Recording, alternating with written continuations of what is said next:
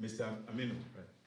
Yes, please put your hands The together. Center for Democracy and Development, in conjunction with USAID and the National Democratic Institute, has held a conference with the theme Combating Misinformation and Disinformation in Nigeria.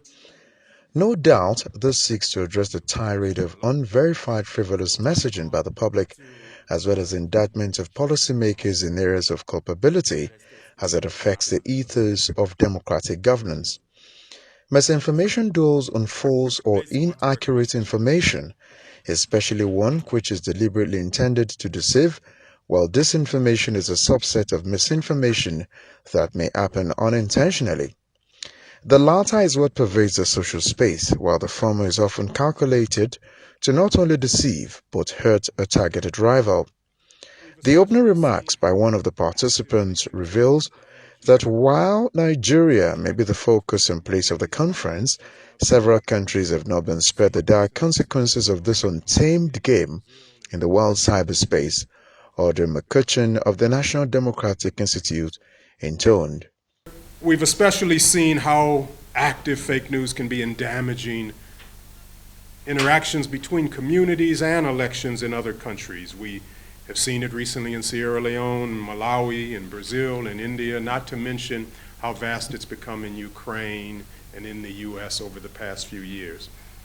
To power of adult The country director for the International Foundation for Electoral Systems, HERMANN, spoke in similar tones as his predecessor.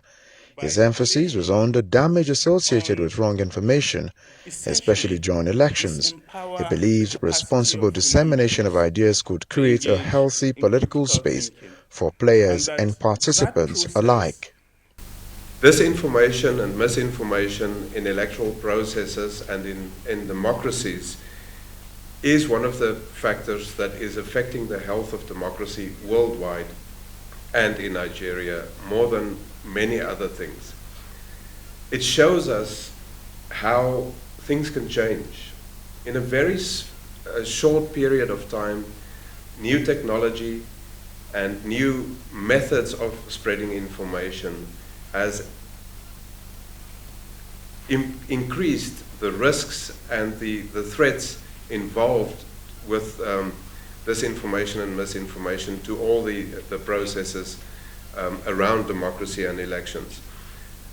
The Cybercrime Act 2015 prescribes 5 years imprisonment and or 10 million naira fine if anyone distributes racially or ethnically prejudicial or violent material through a computer or network. Many Nigerians do not appear deterred by this punitive measure. A visiting research fellow with the National Human Rights Commission, Professor Deji Adekunle, opined thus. In this society, as probably in all other societies, there is what I call an arena mentality. An arena mentality is akin to what the emperors of ancient Rome mastered, the destruction of the arena. Give the people a good fight, give them destruction. And I discovered that politicians have mastered this. The keynote speaker, Professor Jibrin Ibrahim, debunked the common assertion that social media give birth to the twin evils of misinformation and disinformation. His insight into its advent is indeed revealing. From the colonial days, Nigerian politics has been played on the basis of mobilization along ethnic and religious and regional lines. This means long before we come to this phase of technology and the social media, narratives exist that define the enemy, that define the other, and there are tons of narratives about how your own group has suffered enormously from the damage done by the enemy, the other. Professor Ibrahim added that the nature of democracy practice in these times does not countenance distortion or falsification of whatever type of message being disseminated to the consuming public, because the outcome divides rather than unites. The reason why this argument is made is that representative democracy is dependent for its good functioning on a number of issues.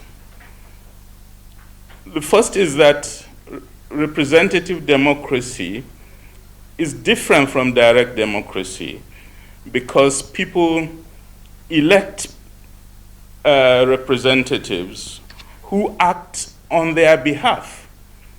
So because you are representing citizens, there has to be a relationship of communication and information between the citizens who have elected the persons involved and the representative. That's why public opinion is an essential pillar in liberal democracy.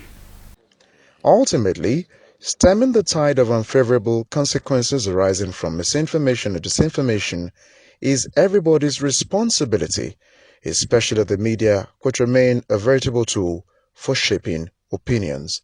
Adeni Ikuno, Rootstv, Nigeria.